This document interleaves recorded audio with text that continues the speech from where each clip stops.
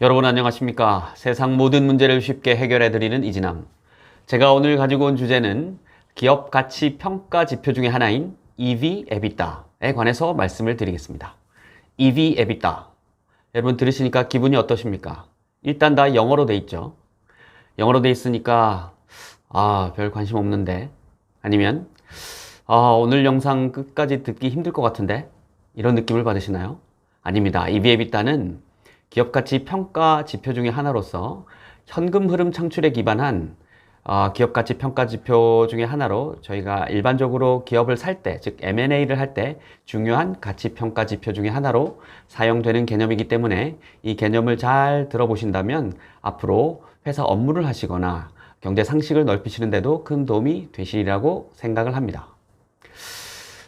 개인적인 얘기를 잠깐 해보면, 제가 신입사원 시절 입사를 했는데 회사에서 회사 소개를 하시는 분들이 이제 오시죠. 그러면은 재무지표를 설명을 하시다가 매출액과 영업이익을 설명을 하시고 에비타를 같이 설명을 하시더라고요. 그래서 저는 에비타의 개념이 그렇게 흔하지는 않았는데, 제가 그때 약간 생소하기는 했지만 그 개념을 접하고 굉장히 회사에서는 에비타를 굉장히 중요하게 생각을 하시는구나 라고 생각을 하게 되었고, 좀 더 공부를 해보니 기업이 현금 흐름을 창출하는 그런 지표 중에 하나로 에비타를 굉장히 중요하게 바라보고 있다는 것을 제가 알게 되었습니다. 자, 그러면 EV 에비타에 관해서 차근차근히 한번 살펴보도록 하겠습니다. EV 에비타는 EV를 에비타로 나눈 값인데요. 여기서 분자에 위치하는 EV는 Enterprise Value의 약자로서 기업 가치를 나타냅니다. 한 기업의 대차대조표를 보시면 왼쪽에는 자산이 있고 오른쪽에는 부채와 자본으로 구성이 되어 있죠. 근데 부채 중에도 모두 차입금으로만 구성이 되어 있다고 재무제표를 단순화해서 생각을 한다면 기업 가치는 오른쪽에 있는 두 가지, 즉 자본과 부채, 이 두 가지를 합친 개념을 우리는 엔터프라이즈 밸류라고 생각을 하게 됩니다. 그 중에서도 EV는 자본은 시가총액을 의미를 하게 되고, 그리고 부채는 즉 이제 차입금이죠. 차입금은 보유한 기업의 현금을 차감한 후에 그 부채를 우리는 EV를 구할 때 부채라고 합니다. 자, 다시 정리를 하면 EV는 자본과 부채의 합인데, 부채는 순차입금을 얘기하고 자본은 시가총액으로 대체를 하게 되는 것이죠.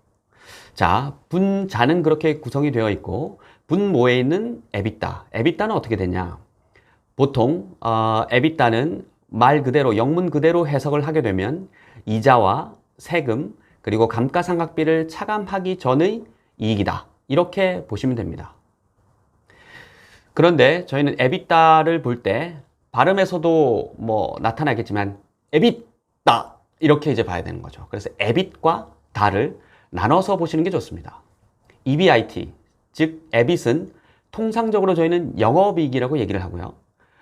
뒤에 있는 DA는 감가상각비로 생각을 하시면 됩니다. 물론 유무형 감가상각비를 이제 합친 개념이 되는 거지만 어쨌든 큰 그림에서는 감가상각비로 보시면 되고요. 즉 다시 정리를 하면 에비타는 에빗 플러스 다라고 보시면 되고, 영업이익 더하기 감가상각비로 보시면 되는 것이죠. 근데 저희가 통상적으로 얘기할 때 영업이익이다, 당기순이익이다 등 수익성 지표가 있음에도 불구하고 굳이 감가상각비를 더하는 이유가 뭐가 있을까요? 자, 제가 하나 예를 들어 보겠습니다. 다시 이따가 말씀드리겠지만 결론적으로 말씀을 드리면, 영업이익은 회계장부상의 이익을 의미하는 것인데, 에비타는 현금 창출 능력, 그 기업의 영업활동에서 벌어들이는 현금 창출 능력을 나타내기 때문에 그렇습니다. 자, 명동에 두 개의 식당이 있다고 가정을 해보겠습니다. 둘 다 외국인들에게 유명한 입소문을 타고 유명해져서 나름 잘 나가는 식당이었는데요. 다만 B 기업 사장, 그러니까 A 식당과 B 식당이 있는데 B 식당 사장님은 영업에 굉장한 의욕이 있으시고 야망이 있으셔서 설비 투자를 통해서 그 식당을 규모를 늘리기로 합니다. 예를 들어 보겠습니다. 만약에 A라는 기업은 매출액이 50억이고 일반적인 비용이 한 20억, 인건비 등 비용이 발생을 하겠죠. 그래서 매출액 50억에 비용이 20억 발생을 해서 영업이익이 30억이라고 가정을 해보겠습니다. 야망 큰 B 식당의 사장님은 규모를 설비 투자, 그러니까 증설을 통해 가지고 식당 규모를 늘림으로써 매출액이 100억, 그리고 일반 비용이 뭐 40억, 그러니까 A 식당의 2배죠. 100억, 40억. 여기서 또 하나 더 발생을 하는 게 B 식당에서는 설비 투자가 진행이 되다 보니 감가상각비가 발생을 할 것입니다. 즉 건물 투자에 대한 감가상각비가 발생을 하는 것이죠. 자, 그래서 감가상각비가 30억 발생을 했다고 가정해 봅시다. 자, 다시 B 식당에서는 매출액 100억, 일반 비용 40억, 감가상각비 30억 해서 영업이익이 30억이 발생을 하게 됩니다. 앞서 말씀드린 A 식당과 마찬가지로 B 식당도 영업이익은 둘 다 30억임에도 불구하고 규모에 있어서 차이가 나는 것이고, 특히나 B 식당에 있어서는 투자에 대한 감가상각비, 즉 건물이나 시설에 대한 감가상각비 30억이 발생한다는 것이 큰 차이점이 되는 것이죠. 자, A 식당 사장님과 B 식당 사장님은 사석인 자리에서 만납니다. A 사장님, 이번에 이익이 얼마나 납니까? 30억. B 사장님, 이익이 얼마나 나시나요? 30억 나요. 자, 어떻습니까? 이익 규모는 동일하죠. 하지만 큰 차이점이 있습니다. 현금은 어떻게 될까요? A 식당 사장님은 50억 매출에 비용을 빼서 30억 이익이 고스란히 내 손에 쥐어지게 되겠죠. 즉 30억의 영업 현금 흐름이 창출이 됩니다. 하지만 B는 어떻습니까? B는 감가상각비 30억이 들어있다는 것이 키인 거죠. 감가상각비는 회계장부상의 비용의 개념일 뿐 30억을 감가상각비 어디 돈이 나가는 건 아닙니다. 물론 최초에 설비 투자를 할 때 많은 금액이 지출이 되었겠죠. 하지만 당해 연도의 회계장부만 놓고 본다면 감가상각비가 30억이 묻어있기 때문에 실제로 야망이 큰 B기업 사장님은 60억을 지게 될 것입니다. 즉 영업이익에다가 현금 유출이 없는 비용인 감가상각비가 더해지는 것이죠. 그러다 보니 A 사장님은 손에 30억을 지게 될 것이고 B 사장님은 사실 60억이라는 돈을 지게 되는 것입니다.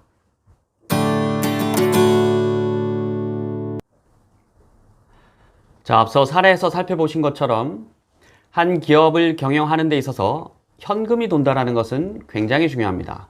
저희가 소위 말하는 영업을 할 때 현금이 돈다. 그 회사 뭐 현금이 도는 회사야 라고 얘기를 한다든지, 식당에서 식사를 하고 나와서 현금 장사가 최고야 라고 얘기할 때 그 현금, 여러분 우리가 현금을 얼마나 많이 얘기를 합니까? 그만큼 현금은 기업 경영에 있어서 굉장히 중요한 역할을 하는 것이고, 단순히 회계장부상에 나와 있는 영업이익 혹은 당기순이익도 중요하겠지만 그것만큼이나 현금이 돈다, 즉 에비타가 얼마냐가 굉장히 중요한 지표 중에 하나로 생각을 해야 될 것입니다. 자, 그러면 다시 EV 에비타의 개념으로 돌아와서 말씀드린 것처럼 EV는 기업 가치, 에비타는 영업활동에서 벌어들인 현금 창출 능력을 의미한다고 이제 말씀을 드렸는데요. 그러면 EV 에비타를 직관적으로 이해를 해보면 어떨까요? 기업 가치가 있고 기업 가치를 현금 흐름으로 나눈 개념이 되는 것입니다. 즉 제가 영업을 해서 매년 에비타가 창출이 될 텐데, 제가 어떤 기업을 샀어요. EV, 그러니까 EV에 해당하는 기업 가치에 해당하는 기업을 샀는데 에비타는 매년 창출이 되겠죠. 그러면 제가 투자 원금, 이 기업을 사기 위해서 EV만큼 투자했던 것을 몇 년 동안 돈을 벌어야, 몇 년간 에비타를 창출해야 투자 원금을 회수할 수 있냐라는 개념으로 접근을 할 수가 있습니다. 예를 들어 볼까요? 제가 A라는 기업, 훌륭한 기업을 인수를 했는데 EV 에비타가 예를 들어서 5다. 그러면 그 의미는 제가 투자 원금을 회수를 하기 위해서는 5년이 걸린다는 뜻이 되는 것입니다. 그만큼 현금 흐름 창출이 중요하고 현금 흐름 창출 능력을 바탕으로 그 기업의 가치를 산정하는 개념이 되는 것이라고 보실 수가 있습니다. 자, 최근에 어떻습니까? 뉴스를 보면 아시아나 항공에 대한 인수 전쟁 굉장히 뜨겁죠. 자, 여러분 주식을 투자할 때와는 다르게 한 기업을 인수할 때는 다른 각도에서 접근을 하셔야 됩니다. 제가 그 퍼에 관해서 기존에 영상을 올려드린 것도 있지만, 퍼는 어떻게 보면 자기 자본, 즉 주식의 관점에서 투자 지표로 사용이 되는 것이죠. 즉 주가를 단기 순이익으로 나눈 개념이 되다 보니까 내가 이 기업의 주식을 투자할까 말까를 결정할 때 고평가, 저평가를 잣대로 삼아서 평가 기준으로 삼을 수가 있을 것인데요. 앞서 제가 말씀드린 아시아나의 사례는 어떻습니까? 저희가 아시아나 주식만을 투자하는 것은 아니죠. 아시아나를 산다는 것은 그 기업의 부채 또한 떠안아야 하는 것입니다. 즉, 자기 자본을 사오는 것뿐만 아니라 부채 또한 사와야 하다 보니 그 기업을 통째로 뿡! 하고 사는 것이 되는 것이죠. 그러다 보니 그 아시아나에는 수조 원의 부채가 있습니다. 그래서 그 기업의 주식가치 평가뿐만 아니라 그 부채까지도 떠안아야 되다 보니 그 기업을 전체적으로 봐줘야 하는 것이죠. 그래서 EV/EBITDA의 개념이 나오는 것이고, EV/EBITDA는 그런 의미에서 자본뿐만 아니라 부채까지도 다 고려를 해야 된다는 개념이 되는 것이죠.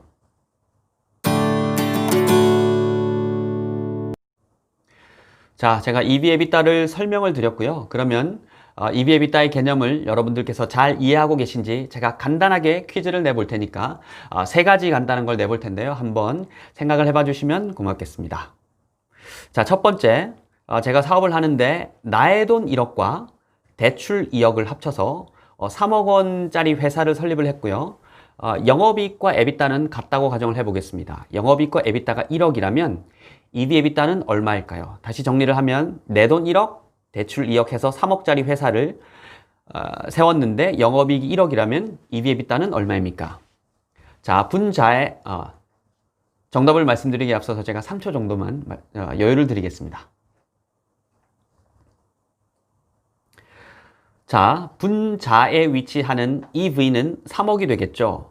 나의 돈 플러스 빌린 돈 해서 3억이 분자에 놓일 것이고, EBITDA는 1억이라고 말씀을 드렸기 때문에 이 기업의, 이 회사의 EV/EBITDA는 3이 되는 것입니다. 자, 두 번째 질문을 드려볼게요. 자, 모든 조건이 동일하다면 EV/EBITDA가 낮은 기업과 높은 기업 중 어디에 투자하는 것이 유리할까요? 자, 다시 모든 조건이 동일하다면 EV/EBITDA가 낮은 기업과 높은 기업 중 어디에 투자를 하는 것이 보다 효율적인 투자가 될 것일까요? 자, 정답은 역시나 3초여간의 여유를 드리겠습니다. 자, EV/EBITDA가 낮은 기업에 투자하는 것이 좋겠죠. 왜냐하면 분자를 구성하는 엔터프라이즈 밸류 중에 하나가 시가총액이 있을 건데, 뭐 꼭 그렇진 않겠지만 단순화시켜서 시가총액이 낮게 형성되어 있다는 뜻이 되겠죠. 그래서 EV/EBITDA가 낮은 기업에 투자를 하시면 되고, EV/EBITDA는 여러분들께서 쉽게 찾아보실 수 있는 게 네이버 증권에 들어가시면 기업을 클릭하시고 기업 재무 지표에 보시면 EV/EBITDA를 쉽게 확인을 하실 수가 있습니다. 자, 다음 마지막 세 번째 퀴즈를 한번 내보겠습니다. 생산 설비 등 감가상각 발생 투자가 많은 기업이 일반적으로 영업이익 대비 EBITDA가 높다. 자, 생산 설비 등 감가상각 발생 투자가 많은 기업들이 EBITDA가 높을까요? 정답은 그렇다는 것이죠. 그래서 반도체라든지 뭐 통신업체라든지 뭐 중장비 설비업체, 이런 사업들은 설비 투자들이 많기 때문에 감가상각비가 많이 발생을 할 것이고, 유사한 영업이익이 창출이 된다면 EBITDA는 더 높게 형성이 될 것입니다.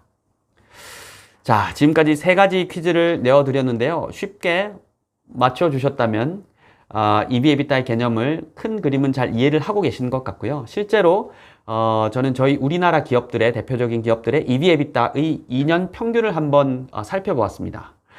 삼성전자가 4.4, SK하이닉스 5.3, 그리고 현대차가 10.5, 그리고 카카오가 42.3, 그리고 네이버가 29로 형성이 되어 있습니다.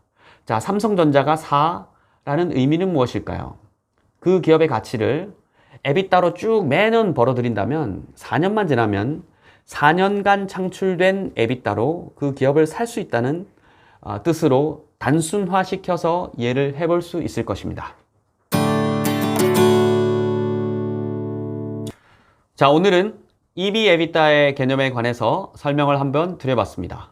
자, 회사에서는 영업이익 등 회계상의 이익도 중요하지만 현금 흐름 창출 능력, 즉 EBITDA도 굉장히 중요하다는 것을 알아주셨으면 좋겠고요. 현금이 돈다는 것은 그 기업이 투자도 가능하고 차입금도 상환을 할 수 있고 배당도 가능하다. 이 모든 것들은 현금 창출 능력이 베이스가 되어야 한다는 것을 다시 한번 말씀드리고 싶습니다. 자, 오늘 기억해야 할 것은 EV/EBITDA, EV, 즉 기업 가치를 EBITDA로 나눈 개념으로서 한 기업의 기업 가치는 EBITDA의 몇 배 수가 되느냐라는 라는 것이 EV/EBITDA의 개념이 되는 것이고, M&A, 즉 기업 인수 합병을 할 때 굉장히 중요한 지표로서 사용된다는 점 기억해 주시기 바랍니다.